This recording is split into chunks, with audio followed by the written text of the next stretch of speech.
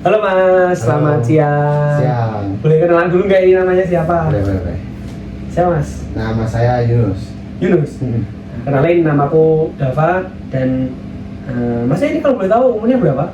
Sekarang 18. 18. Iya, kebetulan mau ini ke 19 sih. Oh, mau ulang tahun bentar lagi berarti ya? Bentar lagi. Berarti 18 itu belum, udah lulus apa belum? SMA? Belum.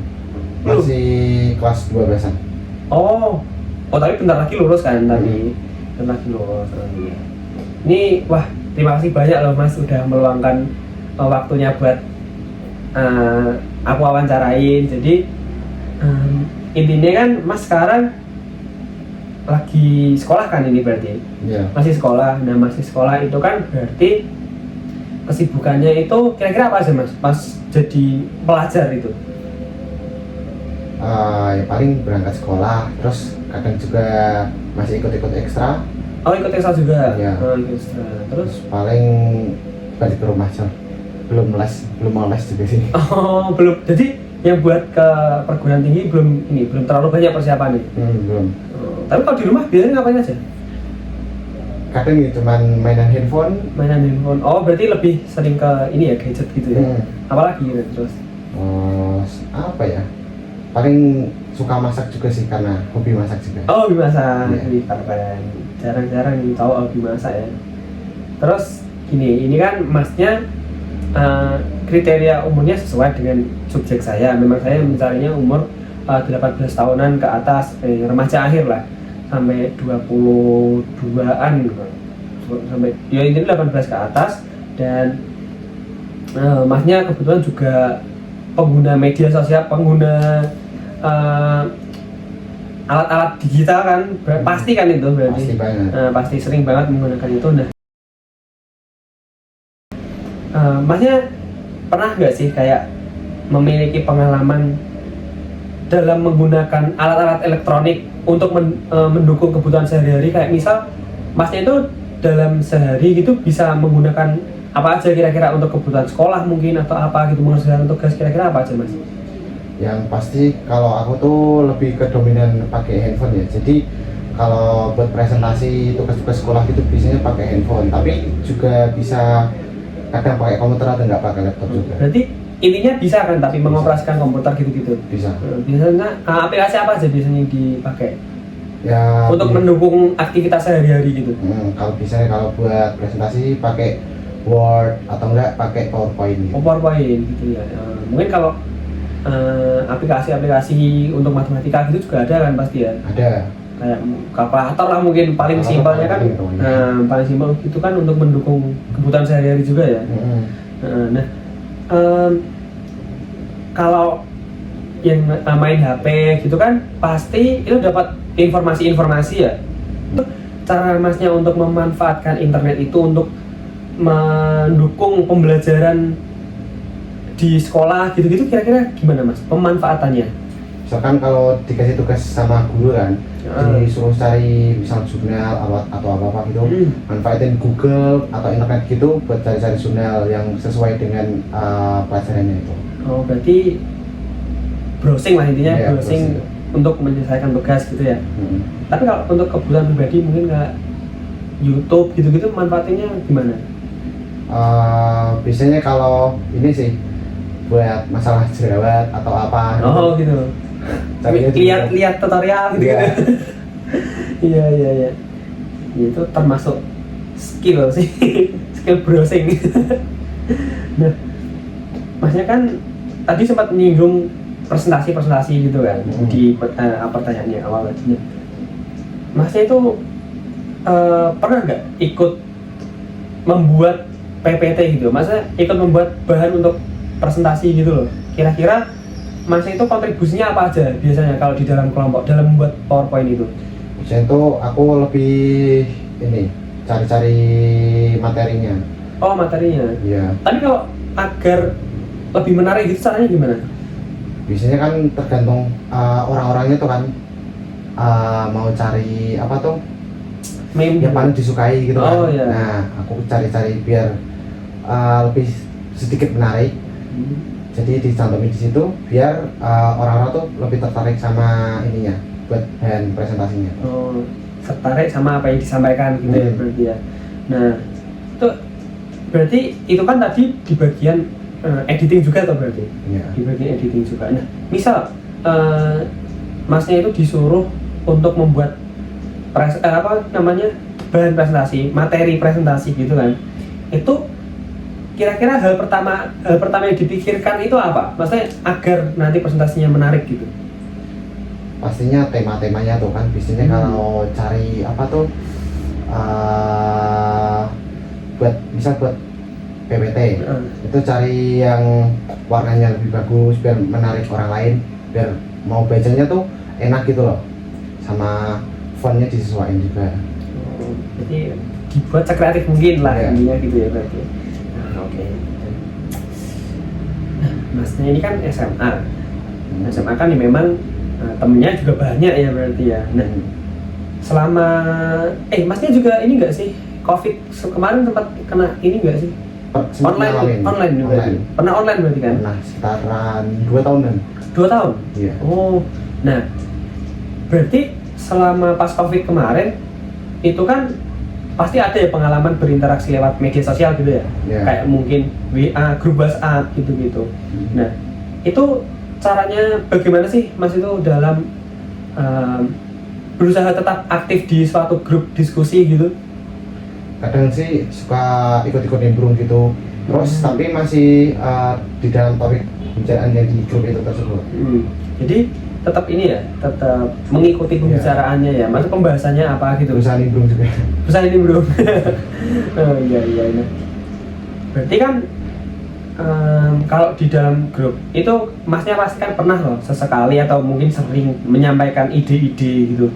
Maksudnya kayak misal grup main, terus menyampaikan ide, ayo kita main kesini, bla bla bla. Nah, itu cara Mas untuk memastikan bahwa pesannya itu tersampaikan dengan baik agar tidak salah paham gitu gimana? Kalau sama orang dekat kan, sama teman-teman dekat kan biasanya langsung paham. Tapi kalau yang orang-orang belum paham gitu kan, masih orang baru, biasanya masih dijelasin mau kemana. Intinya gitu. Masih harus menjelaskan lagi gitu masih ya? Harus dijelaskan lagi. Iya sih, kalau udah sama teman-teman dekat kan udah chemistry-nya udah dapat kan. Jadi nggak perlu jelasin lagi ya. Nah, masih berkaitan dengan yang tadi dan cara masnya menyesuaikan gaya komunikasinya itu gimana sama ya mungkin di suatu grup atau apa gitu. Cara menyesuaikan gaya komunikasi mungkin kan ada temen yang dari beda daerah atau gimana. Nah, cara komunikasinya biar apa ya? Biar dapat menyesuaikan diri dengan mereka itu gimana? Jadi kan aku punya teman yang orang dari luar kota lah, luar pulau malahan. Dia dari Batak. Orang Batak kan biasanya kebanyakan kan ngomongnya tinggi gitu kan adanya. Jadi aku kayak menyesuaikan lah biar saling nyaman gitu. Jadi istilahnya itu ngerteni gitu ya. Ngertiin sih. Kalau emang daerah sana cara komunikasi gitu ya. Maksudnya gitu. Maksudnya tinggi ya. Nah, Masnya pernah ini nggak percaya sama berita hoax nggak?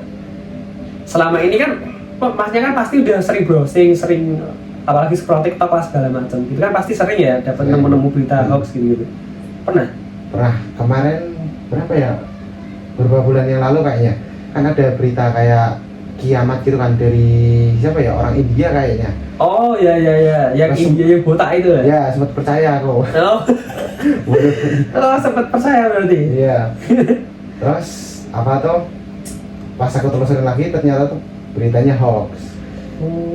Berarti memang sempat udah nyari gitu, nyari yang sumber-sumber yang terpercaya gitu ya. Nah terus kriteria si sumber ini dapat dipercaya gimana Mas? Mungkin kayak ya yang dari berita-berita, maksudnya website yang gede-gede atau gimana gitu? Biasanya website yang besar-besar kan udah dipercaya sama orang-orang kan. Nah makanya kayak gimana ya?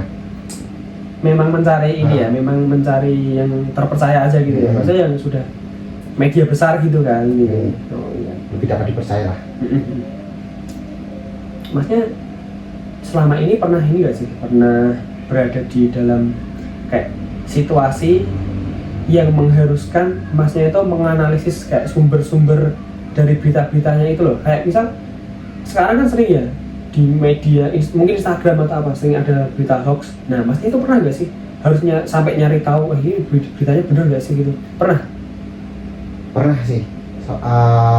Berita-berita hoax kan sekarang banyak banget kan. Jadinya kalau nggak dianalisis secara tuntas beritanya benar atau enggak tuh kayaknya gimana gitu loh. Jadi takut jadi bias ya. Jadi ini benar nggak sih gitu? Kan kalau sumbernya belum pasti juga ini ya. Agak takut-takut gimana gitu. Misal walaupun kita takut, terus kita mau menginfokan ke orang lain kalau belum jelas beritanya kan juga dampaknya buruk ya. Nah, tadi kan udah dibahas ya, masuk dalam satu grup, mungkin bisa grup WA atau forum diskusi yang lain ya. Nah itu misal ada teman Anda berdua, teman Anda itu yang satu percaya sama berita, maksudnya ada suatu berita, nah yang satu itu percaya, yang satu tidak percaya. Nah itu cara menengahinya gimana Mas? Soal dari Mas sendiri. Soal saya itu kan berita hoax itu kan. Biasanya tuh aku kayak cari tahu dulu beritanya bener atau enggak. Kalau misal bener tuh yang nggak percaya tuh dijelasin tuh. Kalau beritanya tuh bener gini, dikasih juga datanya. Kalau misal beritanya hoax tuh yang ngotot itu juga dikasih tahu kalau itu beritanya hoax gitu. Lebih ke menjelaskan aja, memberikan jalan tengah gitu ya. Ya. Ya memang, tapi kalau memang hoax itu susah sih, ini bedainnya harus benar-benar ini ya, harus benar-benar teliti. Nah, sekarang media juga ngawur kan, asal-asal posting berita-berita nggak jelas gitu ya. Berita-berita besar pun juga ini nyebarin berita hoax juga. Nah misal dalam kumpulan apa ya istilahnya, grup diskusi Mas itu ya, maksudnya yang online ya, di situ mungkin kayak grup WA gitu-gitu, kalau misal ada teman yang berbeda latar belakang, mungkin budaya atau sosial, itu Masnya ngasihnya gimana? Maksudnya kayak ya udah diterima aja, atau kayak ada pertentangan, atau justru malah kayak ya udah dirangkul terus disesuaikan, kayak menyesuaikan diri gitu? Kalau menyesuaikan diri sih, kan bisa yang kayak orang Batak tadi kan aku punya teman satunya Batak, satunya Jawa. Nah yang Batak tuh kayak nadanya tinggi, nah yang Jawa kan dominannya lebih halus gitu kan, ya lebih kalem gitu caranya ya. Pernah tuh hampir cekcok kan, mau berantem, terus aku tengahin, aku jelasin lah kalau orang Batak tuh gaya bicaranya emang tinggi gitu, kalau Jawa kan lebih kalem ya. Jadi biar sama-sama enak, jadi saling menyesuaikan lah. Cara mengatasinya berarti dengan memberikan jalan tengah gitu ya, memberikan jalan tengah gitu ya. Terus nah sekarang kan memang media digital atau apa ya ini ya, internet lah, gampangnya internet itu kan banyak ya yang itu kan sebenarnya dampaknya ada dua, ada dampak positif sama negatifnya kan internet. Dan positifnya sama yang dijelaskan tadi, kayak membantu pembelajaran dan lain-lain gitu kan.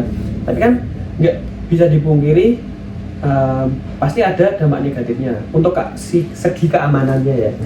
Nah itu cara Mas untuk memastikan keamanan data-data pribadinya saat menggunakan media digital itu gimana? Kan biasanya aku kalau buat email atau password gitu kan, aku buat sesusah mungkin, tapi aku ingat gitu loh. Terus sama nggak terlalu nyebarin data pribadi ke sembarangan sih. Ya, berarti memang sandinya dibuat susah gitu ya. Gimana? Itu Masnya pernah nggak kayak kejebak di ini? Mungkin ke apa ya istilahnya, kalau istilah awamnya itu ke hack akunnya atau gimana? Pernah dulu punya game tuh, main game kan, nah ke hack karena dulu ngeklik kayak apa tuh link gitu, kena phishing lah. Oh di website gitu berarti? Iya. Berarti memang ada ini ya, ada pengalaman buruk juga ya, jadi sandinya di ini ya, disusahin. Disusahin ya benar. Nah Mas, kita tadi kan udah bahas banyak banget ya tentang dunia digital. Memang itu mulai dari fungsional skill yang Mas miliki untuk mengerjakan tugas mungkin, terus kreativitas dalam membuat materi-materi, mungkin terus kayak kolaborasi sama teman-teman, dan ya mungkin teman-teman yang beda daerah juga yang kayak tadi dijelaskan, sampai yang di terakhir tadi kan ada keamanannya. Itu dapat saya simpulkan bahwa memang literasi digital itu penting ya Mas. Maksudnya apalagi sekarang dunia online itu banyak yang jahat lah itu ya. Banyak yang jahat, mungkin bisa data pribadinya hilang atau banyak hoax yang menyebar.